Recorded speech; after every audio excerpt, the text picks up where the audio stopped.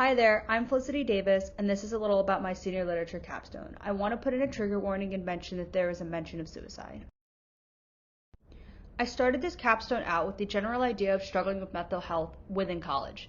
It soon turned into depression and the struggles of college-induced depression. This is something that I am passionate about and wanted to use my thesis as an opportunity to research and spread awareness about this topic. My intent behind the fiction piece was to dive deeper into the struggles of depression through college. It focuses on a young man and how college has induced his depression. As the story goes on, you see his depression get worse and him start to struggle with the simple and normal college tasks, such as turning in assignments on time, maintaining a social life, and navigating his busy class schedule. I started this capstone project writing in the poetry genre, and later wrote a fictional piece, which I will be focusing on for this presentation. I chose to write in fiction because I decided it was the best way to get my point across in an understanding way for the audience and reader. I pulled from personal experience my own struggles with college and used that as an influence and inspiration when creating my main character. I also used what other people and peers within my life had confided in me with their own struggles of college and with depression.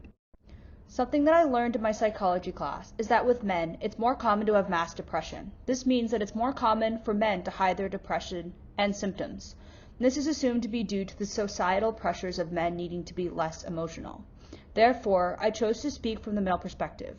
I believe that it was important to show a male struggling with depression because it represents a narrative and perspective that is not commonly seen. Originally, I did not want to write a story about suicide or death, but I chose to include it because I thought that it was important to acknowledge the reality of this disorder in some extreme cases. I chose to use Holden Caulfield as an influence for my main character because I believe that his struggles with mental health and school fit into the theme of my thesis. Someday this pain will be useful, helped to provide an influence and form. The intention behind writing in two different perspectives through a therapy session is to try to show a slow acceptance as Everett begins to acknowledge his own depressive disposition and struggles as he learns the importance behind them. Here's an excerpt from my piece. Em had mentioned at the beginning of the semester and while she was abroad that she was feeling depressed and wasn't happy at Bridgeton anymore. She told me that she went abroad to try to get away and thought it would help. But instead, living abroad only showed her what she was missing out on while being at Bridgeton. She told me that for the past couple weeks her friends had changed and most of them got boyfriends while she was gone and had forgotten about her. They would go out and not invite her, talk behind her back, and purposefully avoid her on campus. I know that she was struggling with finding a good group of girls to connect with, but I honestly didn't think she cared about it. I didn't think she was the type of girl who took that kind of stuff to heart. As she continued talking, I noticed that I was so stuck in my own world of dismay that I never really took the time to check in on her and ask her how she was doing recently, or at least not as often as I should have, or used to. She told me that I was one of her only friends, and was glad that I was in her life still, which shocked me to hear and made me feel shitty, because it only highlighted how neglectful I'd truly been. Then she began to tell me why she really wanted to meet. She told me that she needed a break from school. It was beginning to be too hard for her to wake up in the morning, and she'd missed almost all of her classes for the past 2 weeks because she'd been so behind.